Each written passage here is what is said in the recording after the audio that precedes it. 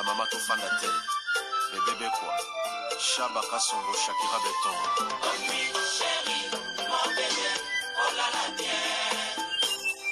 Irène Masiandoki mon perso Mosatiro ila takalia siange katana Nabituma basua yo bundisa ngai ya 5 ans Jamna bamana modele tina famia ibe Masiandoki ena koma kubanga o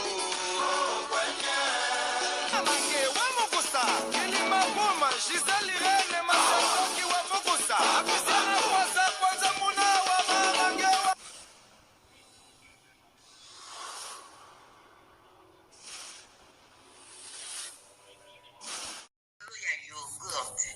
Yogurt oyo ezosunga batu ebele. Mama Rosette Bikulu ayebi biso sango ya yogurt oyo ezosunga bandeko mingi oyo basalaka sport. Yogurt esalami na ba graine ya ba fruit nyonso toliaka na mokili.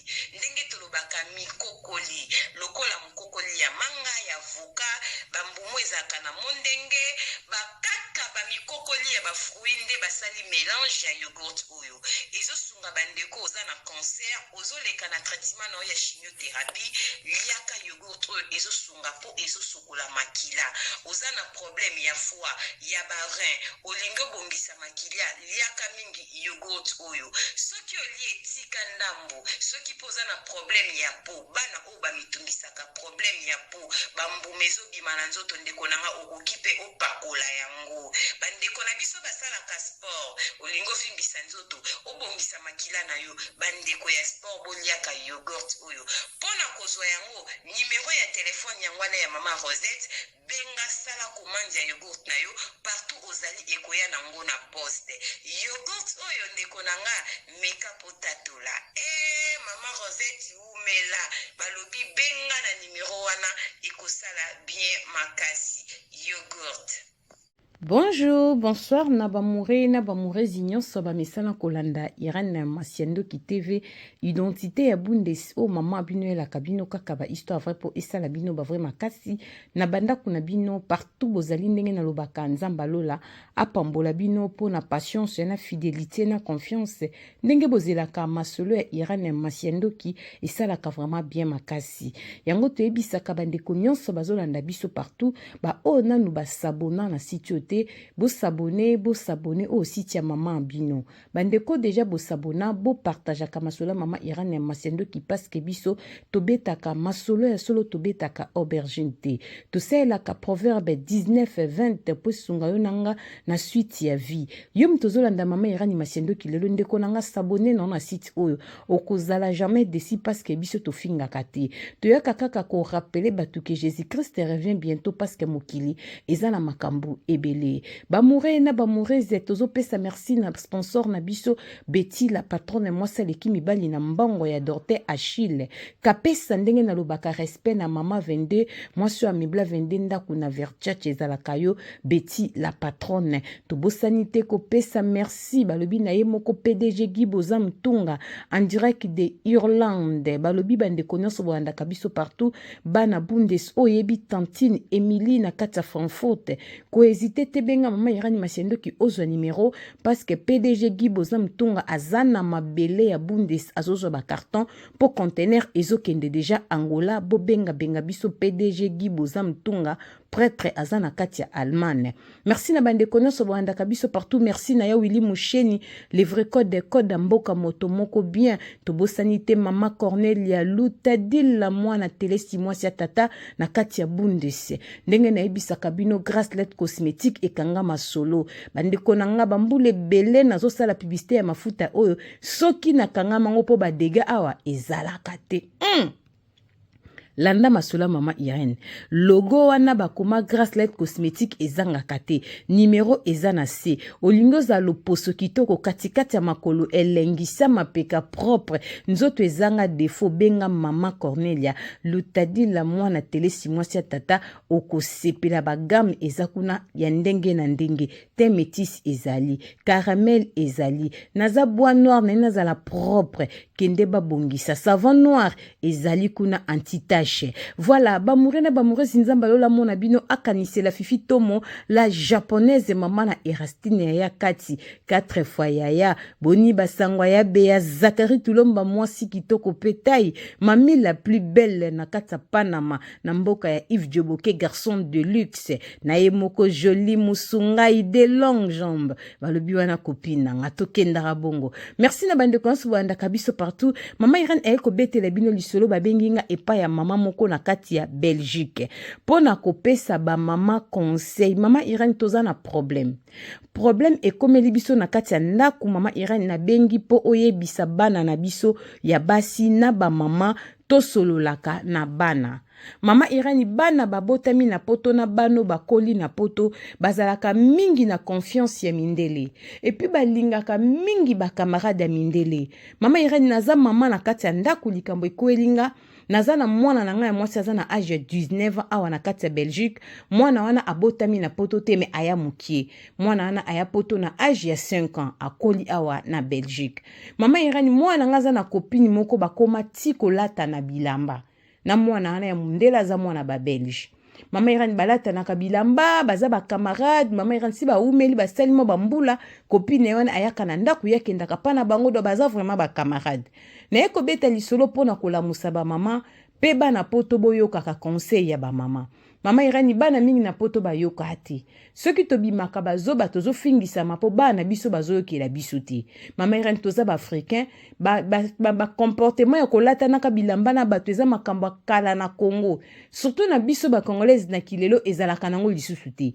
Vike ba camarade tolinganaka te makambo ekome bele koboka na bambasu akimutema mabe tolata na kasusu bilamba te. Mena mona ka mwana nanga alata bilamba ya mwana na mundele. Mwana pa mundele ata bilamba mwana nanga baza ba camarade. O ezake na loba na boya eloko wana ondire nzambe mutaza ko loba kati nanga. Mama Irene pomne na eko beta lisolo parce que na landaka yo eko epesa ba mama conseil to lembate ko loba na bana pe bana biso bazwa conseil ba yokela ka biso ba mama. Mama Irene koma kina tamo mwana nga bande ko ba buto moko nelongi ya minene nze ba buto moko puberté bande ko sepelisa ngate. Po mwana aza muto a teint clair ba buto minene ko mosala mwana nelongi batage. Na bisi ya zona ba savon pakola tala batache zo sala yo ndenge zala kaka. Mwana zo pakola ba savon ba bouton zo silate ngabi ba bouton ebele zo silate bwende mosu mwana bimika na chambre na sengla nga leka be mama Irene tala mapeka mwana nyonso makwanza na biya ya kanana. O bilo nezo salobo. O eze biloko mo esalinga nazo pakola ngo huile d'olive e mona pakola ngo ba coco huile mafuto basaka na koko ngabi eza ndoto mbabe ezanga nzoto mobimba. Mama Irene na bandi kotala mwana yo kipasi na bilakisa makolo. Mama Irene mwana nga makwanza moko ya osakana te. Na ese oyoka mikusa te na yokaka. Osandeni ona opakola nka ba huile ngabi ayaya. Pono loba temera na tala na tolobo na mitwa mabele ya bana ya mwana nga mama ba pota makwanza ngabi yaya. Oza mutema makasi. Yonzo tukumbo koloba te en tout cas bi photo ke mona médecin. Mama Irene toke pa médecin komi ba kisi. Mama Irene ya kopakola nyonso. Mama Irene ezo simba te. Mwana changement ezate makwande ezo se grave kaka. Na komi kutuko kanzanga ba bokeli mwana nga maladi te. O likamni na komi ko sambela nzambe na binzambe yoka mawa. O eza problème nini? Mama Irene mwana zui ba traitement pakoli ba crème ezo silate na bi photo zonga pa médecin. Na komi na kobondela nga bite. Seki ba bokeli mwana nga maladi. Po ata ba buto ango mama makwanza nzoto moni pola nga boye. Mama Irene to ya ko changer médecin. Médecin na aye ko benda makila. Tanga benzi makila aye ko découvrir que mwana nga aza na microbe. Microbe wana bazwa kango soki mutaza na malade yambo osugla bilamba ensemble la machine to bo sangisa bilamba okipo kozwa microbe wana. Mwana nga ebandaka na po négligence et côté komati na makila. Mama Irene sur ba kwanza na ebite mwana nga za na mutema ndenge ni bana poto ba mitema mabe. Poko bomba makomera tina mabele mwana ba poto mère ba mona zanga kikimi nga biyaya. Comment te ko mère na kobo paso ke mwana nga maladie en PCT makanti kominga ebele. Mama Irene bana poto soto landi bango to kokufa na ba tension yango to bondela rapona bana bayoka kama sola boy bazwa ka conscience tant to pekisara ba makambo bayoka ka batikaka.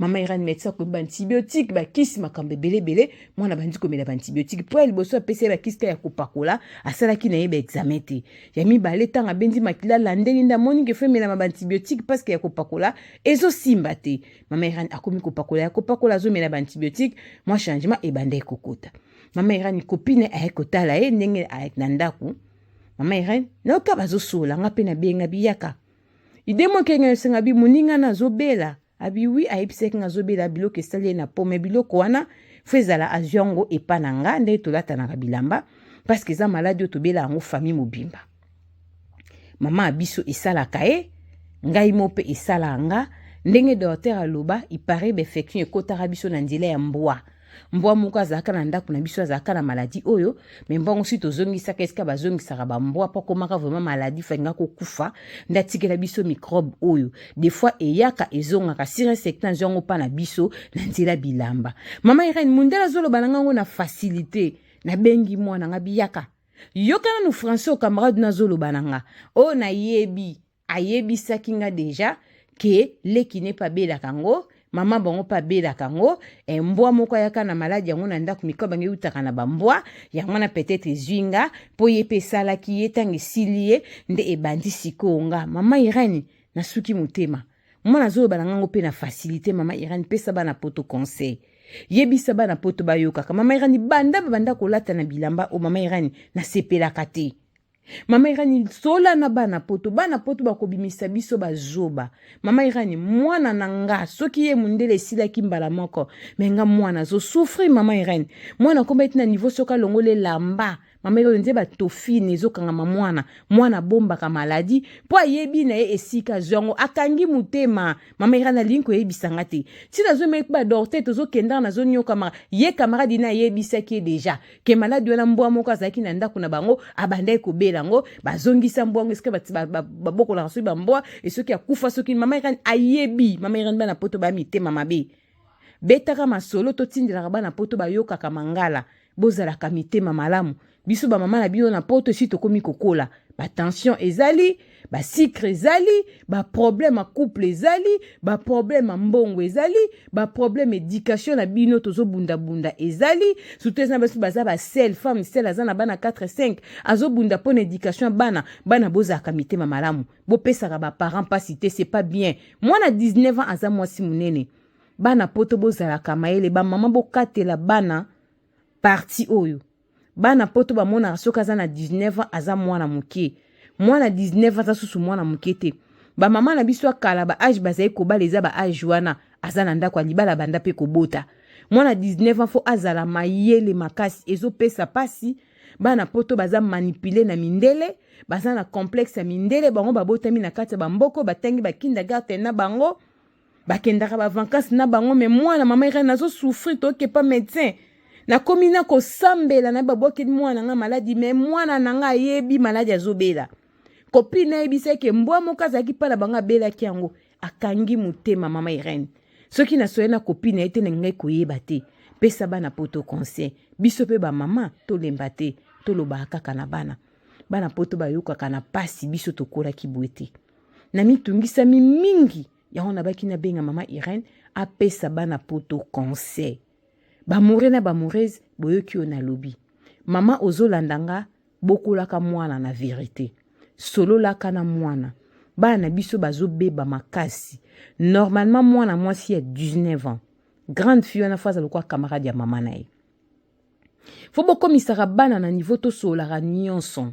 ekozala vraiment lipamboli tosala effort pe bolingo wana bana bazwango tosolaka na bana biso ezosala pasi mwana aza na 19 ans azobombela mama makambo azokesa makambo te tamso azobanga pe ba réaction na biso ba mama mangala togangaka mingi tolobaka mingi to comprendra pe na pasi eza pe moko o bana biso bakoma kobanga ko expliquer biso makambo et puis tozaka basongi omona mwana expliquer likambo na ye obengi ma tazifita na telefone ozo expliquer makamba mwana na yo est-ce que mama tazi expliquera nga makamba bana na ye ba mama poto mbaza na maladie wana mwana yebiso likambo ka confie yo aza na chambre zo kanisa zo yoka yo te nzoka mwana zo kondo so na yebe ya Zakari Tulomba ozotonga ye eske yebe yebisanga makamba bana na ye mwana yebiso likambo mobo aza na chambre na banda kapote kangama azoka ndenge ozotonga ye na Betty la patronne bana poto moko bakoma kobanga biso ba mama poto lobaka mingi ete ya yo ndeko ozolandanga soki mwana a confio likambo koyebisa camarade te bomba mwana ba mama mingi bazana défaut wana mwana yebisi likambo moton mwana zo kata kaka azui téléphone akoti na chambre abengi Beatrice Lokilo abandi ko betele masola mwana na ye bandaka poto ekangama bana mingi mwana zo yoka ndenge zoloba a comprendre que mama abiso bomba likambo te likambo na confia ki mama azobetela camarade na ye na nango bongo posina yoka pe lisolo moko ya bongo peut-être yango peza moko bana poto bazobanga kosola na biso parce que na logique mwana 19 ans aza lokola camarade do na kati ndako il faut bosolaka tant bana bakoma ko banga kosola na biso parce que toganga ka mingi ba femme congolaise tozana be compréhension même na mibali bazolela ke basi ya poto baza pe ne compréhension eza maladi moko pe eza na communauté na biso ba mama congolaise tozaka pe na moi incompréhension okomona mama moko atanga sero na kina ningai classe mingi na poto akoma monte compréhension na yeba te ezala nini epesa biso kaka conseil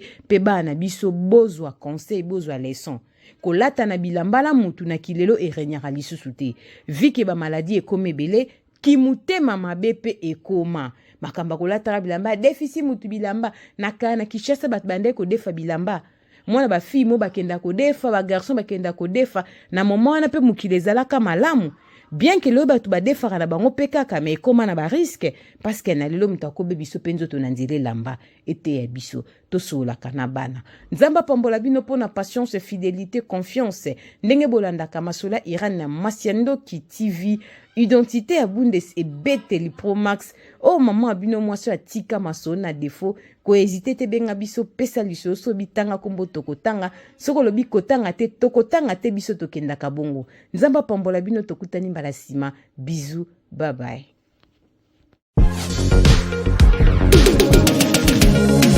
Eh oui, bah tuninga décor azawa piboé.